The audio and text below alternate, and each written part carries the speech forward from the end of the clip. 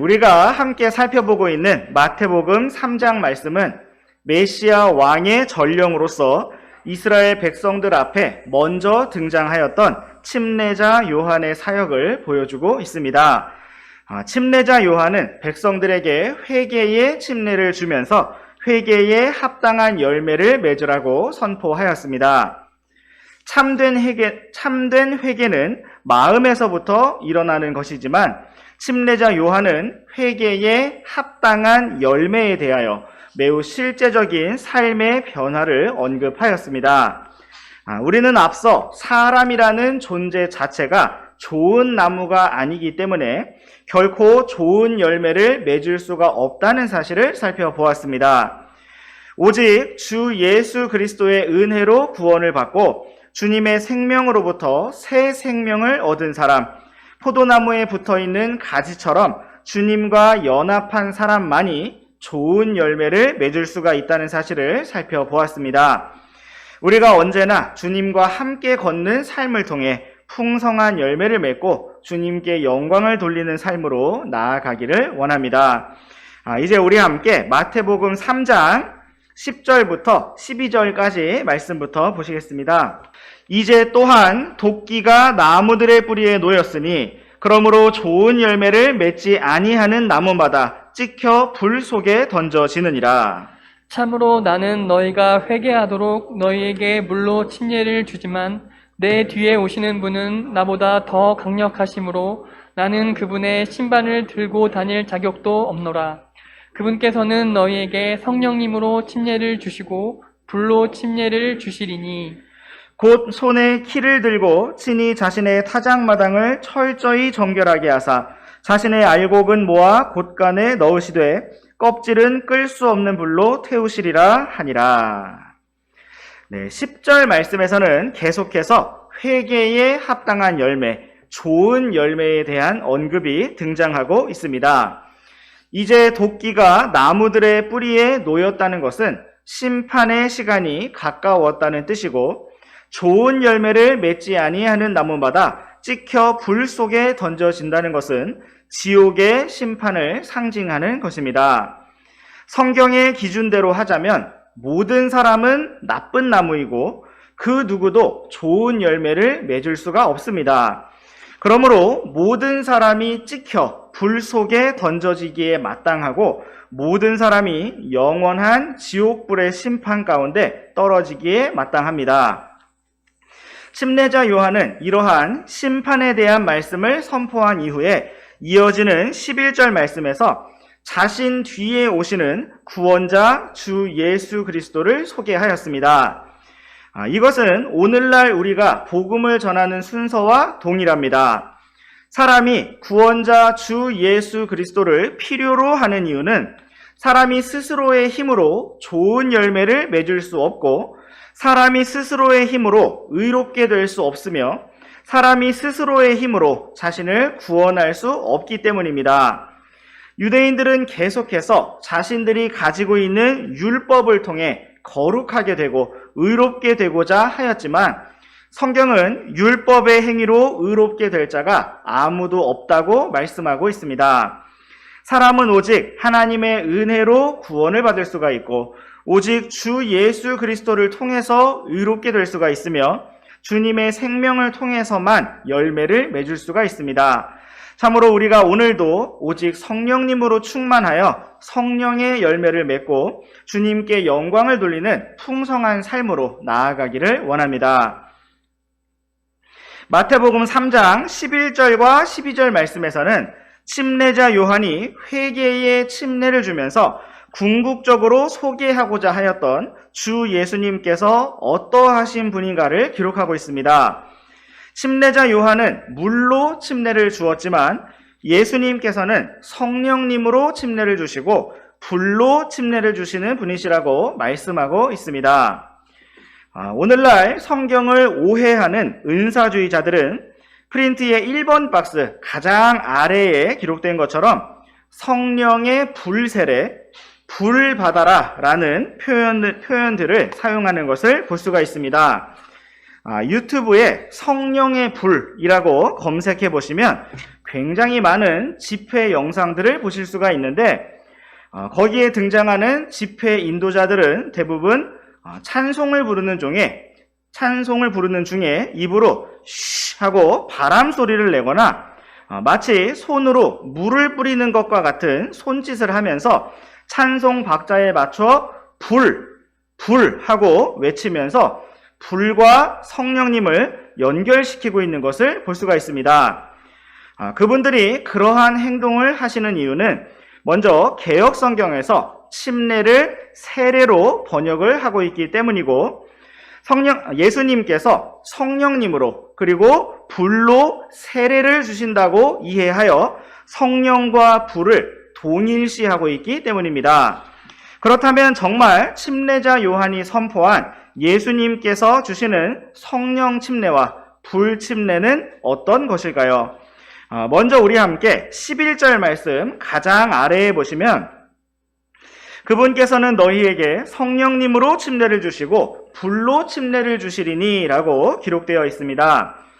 여기에서 우리는 두 가지 표현으로 나타난 침례를 볼 수가 있는데 첫 번째는 성령님으로 침례를 주신다는 것이고 두 번째는 불로 침례를 주신다는 것입니다. 그리고 이어지는 12절 말씀에서는 손에 키를 들고 타작마당에서 껍질을 끌 수 없는 불로 태우실 것이라는 말씀이 등장하고 있습니다. 앞서 우리가 살펴보았던 10절 말씀에서도 좋은 열매를 맺지 아니하는 나무마다 도끼로 찍혀서 불 속에 던져진다고 말씀하고 있습니다. 우리가 이렇게 세 구절에서 연속으로 등장하고 있는 불이라는 단어를 문맥의 흐름에 따라 이해한다면 여기에서 등장하고 있는 불은 심판과 연결되어 있다는 것을 알 수가 있습니다. 그렇다면 정말 여기에서 등장한 불 침례가 심판을 의미하는 것인지 사복음서 말씀을 비교하면서 확인해 보도록 하겠습니다. 이제 우리 함께 마가복음 말씀으로 가셔서 마가복음 1장 8절 말씀을 보시겠습니다. 시작. 참으로 나는 너희에게 물로 침례를 주었으나 그분께서는 너희에게 성령님으로 침례를 주시리라 하니라. 네, 이 말씀에서 우리는 예수님께서 주시는 한 가지 침례가 언급된 것을 볼 수가 있습니다.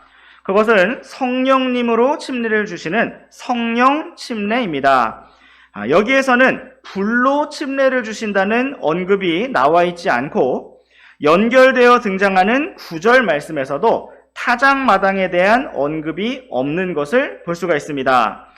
다음으로 누가복음 말씀도 확인해 보시겠습니다.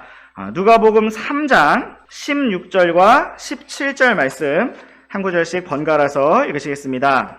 요한이 그들 모두에게 응답하여 이르되 참으로 나는 너희에게 물로 침례를 주지만 나보다 더 강력한 분이 오시나니 나는 그분의 신발끈을 풀 자격도 없노라. 그분께서는 너희에게 성령님으로 침례를 주시고 불로 침례를 주시리니 곧 손에 키를 들고 친히 자신의 타작마당을 철저히 정결하게 하사 알곡은 모아 자신의 곳간에 넣으시되 껍질은 끌 수 없는 불로 태우시리라 하고. 네, 이 말씀에서 우리는 성령님으로 침례를 주시고 불로 침례를 주신다는 언급과 함께 타작마당이 연결되어 등장하고 있는 것을 볼 수가 있습니다. 불로 침례를 주신다는 언급이 등장할 때마다 짝을 이루어서 등장하는 말씀은 바로 타작마당을 철저히 정결하게 하사 껍질을 끌 수 없는 불로 태우신다는 말씀입니다. 성경에서 영원히 꺼지지 않는 불은 바로 영원한 불호수의 심판을 의미합니다. 이제 우리 함께 요한복음 말씀도 확인해 보시겠습니다. 요한복음 1장 33절 말씀입니다. 시작. 내가 그분을 알지 못하였으나 나를 보내어 물로 침례를 주게 하신 분 바로 그분께서 내게 이르시되 성령이 누구에게 내려와 그 위에 머무는 것을 내가 볼 터인데 바로 그 사람이 성령으로 침례를 주는 분이니라 하셨기에. 네, 이 말씀에서 침례자 요한은 주 예수님을 소개하면서 그분께서 바로 성령으로 침례를 주시는 분이라고 언급하고 있습니다. 여기에서는 불침례에 대한 언급이 등장하지 않고 역시 타작마당과 껍질을 끌 수 없는 불로 태우시리라는 언급도 등장하지 않는 것을 볼 수가 있습니다. 이처럼 우리는 사복음서 비교를 통해서 또한 각각 말씀의 문맥을 통해서 불침례라는 것이 성령님으로 침례를 주시는 것과 완전히 다르게 구분되는 타작마당에서 껍질을 끌 수 없는 불로 태우시는 영원한 지옥불의 심판을 의미한다는 것을 알 수가 있습니다. 예수님께서 성령님으로 침례를 주신다는 것은 구원받은 성도들에게 위로자 성령님을 보내주시고 영원한 구원의 보증을 주시며 한 몸인 교회 안으로 하나 되게 하셔서 주 예수 그리스도의 신부가 되게 하신다는 것을 의미합니다. 또한 예수님께서 불로 침례를 주신다는 것은 타작마당에서 껍질을 끌 수 없는 불로 태우시는 것처럼 영원한 불호수 속에 잠기게 하시고 영원히 심판하시는 것을 의미합니다. 우리 함께 마태복음 13장 40절부터 42절까지 말씀을 보시겠습니다. 그러므로 가라지들을 모아 불에 태우는 것 같이 이 세상 끝에도 그러하리라. 사람의 아들이 자기 천사들을 보낼 터인데 그들이 걸려 넘어지게 하는 모든 것들과 불법을 행하는 자들을 그의 왕국에서 모아 불타는 용광로 속에 던지리니 거기서 통곡하며 이를 갈미 있으리라. 주 예수님께서는 세상 끝에 일어날 일들을 수확하고 추수하는 때에 비유하여 말씀해 주셨습니다. 사람들이 곡식을 추수하여 알곡을 창고에 들이고 가라지와 껍질을 불로 태우는 것처럼 그렇게 세상 끝에 천사들이 사람들을 모을 것이고 불타는 용광로 속에 던지는 심판이 있을 것이라고 말씀하셨습니다. 예수님께서 불로 침례를 주신다는 말씀은 영원한 불호수의 심판을 의미하는 것입니다. 그러므로 은사주의자들이 집회를 하면서 불을 받아라 하고 외치는 것은 그들의 의도와 상관없이 사람들에게 지옥에 가라고 저주하는 것과 같은 의미입니다. 이제 우리 함께 예수님께서 성령님으로 침례를 주신다는 말씀에 대해서 조금 더 살펴보시겠습니다. 우리 함께 사도행전 1장 4절과 5절 말씀을 번갈아서 읽어보시겠습니다. 또 그들과 함께 모이사 그들이 예루살렘을 떠나지 말고 아버지께서 약속하신 것을 기다리라고 그들에게 명령하셨느니라. 그분께서 이르시기를 그 약속하신 것에 대해서는 너희가 내게서 들었나니 이는 참으로 요한은 물로 침례를 주었으나 너희는 이제부터 많은 날이 지나지 않아 성령님으로 침례를 받을 것이기 때문이라 하시느니라. 예수님께서는 친히 침례자 요한이 선포했던 말씀을 언급하시면서 예수님께서 승천하신 이후에 보내주실 성령님에 대해 말씀하셨습니다. 예수님께서는 십자가 위에서 다 이루었다고 선언하셨는데 그것은 우리의 죄로 인한 속죄 사역이 다 이루어졌다는 의미였고 아직 예수님께서 끝까지 완수하셔야 할 사명을 몇 가지 더 가지고 계셨습니다. 그것은 먼저 십자가에서 죽으신 이후에 속죄의 피를 가지고 하늘 그 자체 안으로 들어가셔서 완전한 속죄를 이루시는 것이었고 영광 가운데 부활하시는 것이었으며 제자들과 함께 40일 동안 머무시며 하나님의 왕국에 관한 것들을 더욱 말씀해 주시는 것이었고 이제 승천하셔서 하나님 아버지의 왕좌 오른쪽에 앉으신 후에 약속하신 위로자 성령님을 보내주시는 것이었습니다. 특별히 예수님께서 위로자 성령님을 보내주시는 이 마지막 사역은 침례자 요한이 요르단강에서 회개의 침례를 주면서부터 처음부터 주님의 길을 예비하면서 그분을 소개하였던 가장 중요한 핵심 사역이었습니다. 구원받은 우리 모든 성도들 안에 거하시는 위로자 성령님에 대해서 성경은 이렇게 기록하고 있습니다. 우리 함께 에베소서 1장 말씀을 보시겠습니다. 에베소서 1장 13절과 14절 말씀 우리 한 구절씩 번갈아서 읽어보시겠습니다. 너희도 진리의 말씀, 곧 너희 구원의 복음을 들은 뒤에 그리스도를 신뢰하였고 너희가 믿은 뒤에 또한 그분 안에서 약속의 저 거룩하신 영으로 봉인되었는데 이 영께서는 값주고 사신 그 소유물이 구속받을 때까지 우리 상속 유업의 보증이 되사 하나님의 영광을 찬양하게 하시느니라. 아멘. 이 말씀은 구원의 복음을 들은 뒤에 주님을 믿고 신뢰하여 구원받은 성도들에게 어떤 영적 변화가 일어나게 되었는지를 기록하고 있습니다. 먼저 성경은 구원받은 우리가 주님 안에서 약속의 저 거룩하신 영으로 바로 성령님으로 봉인되었다고 말씀하고 있습니다. 또한 성령님께서는 주 예수님께서 핏값을 주고 사신 주님의 소유물이 된 우리 성도들이 변화된 몸을 입고 영광스럽게 변화되며 구속받을 때까지 우리의 상속 유업의 보증이 되시며 우리 안에 거하시고 일하시면서 하나님의 영광을 찬양하게 하신다고 말씀하고 있습니다. 우리가 구원을 받았다는 것은 이렇게 성령님으로 침례를 받았다는 것이고 성령님으로 침례를 받은 사람은 상속 유업의 보증을 소유한 사람으로서 하나님의 영광을 찬양할 수 있습니다. 그러므로 오늘도 우리가 기쁘게 주님을 찬양하며 걸어가기를 원합니다. 또한 우리 함께 고린도전서 말씀으로 가보시겠습니다. 고린도전서 12장 13절 말씀을 우리 함께 읽어보시겠습니다. 시작. 우리가 유대인이든 이방인이든 매인자든 자유로운 자든 모두 한 성령에 의해 침례를 받아 한 몸 안으로 들어왔고 모두가 마시게 되어 한 성령 안으로 들어왔느니라. 네, 이 말씀은 구원받은 우리 성도들이 받은 영적인 침례, 성령 침례에 대하여 말씀하면서 우리가 다 한 몸 안으로 들어왔다고 말씀하고 있습니다.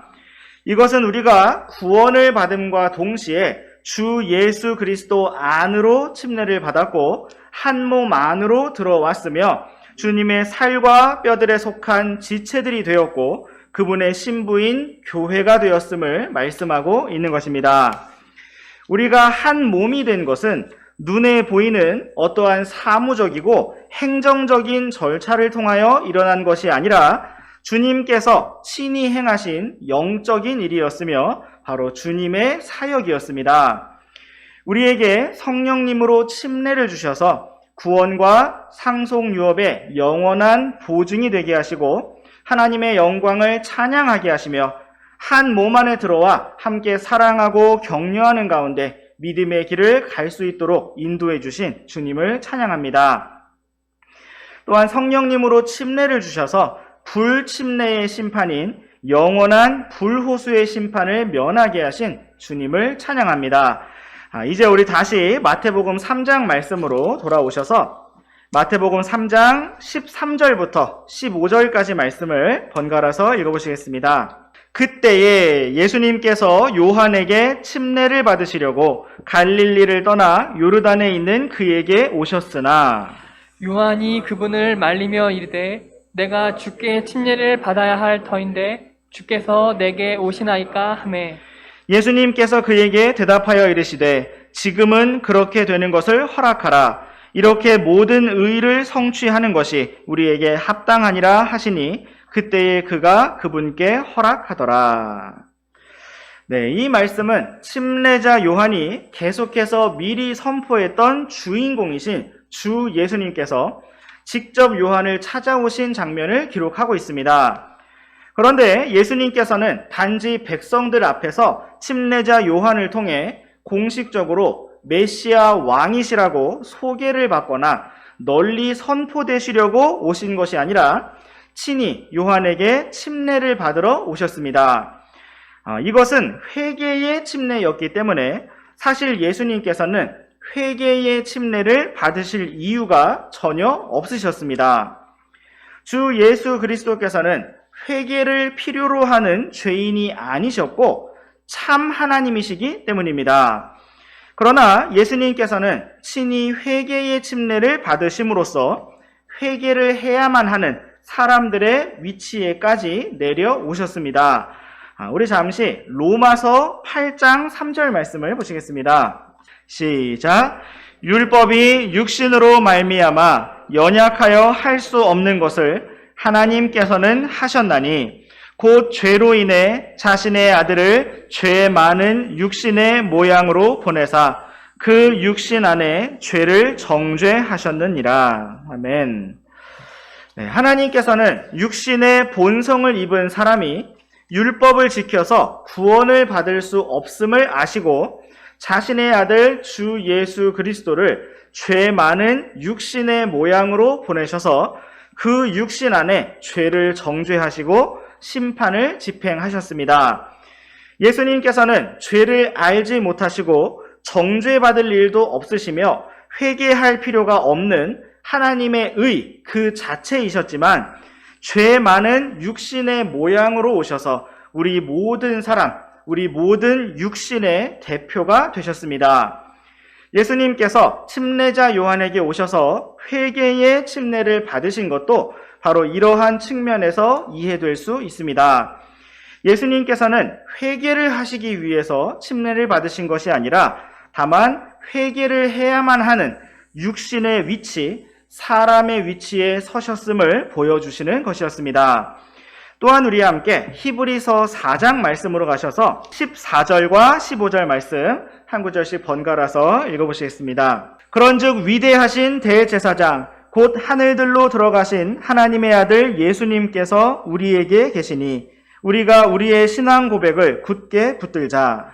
우리에게 계신 대제사장은 우리의 연약함의 감정을 느낄 수 없는 분이 아니요 모든 점에서 우리와 똑같이 시험을 받으셨으나 죄는 없으신 분이시니라. 아멘.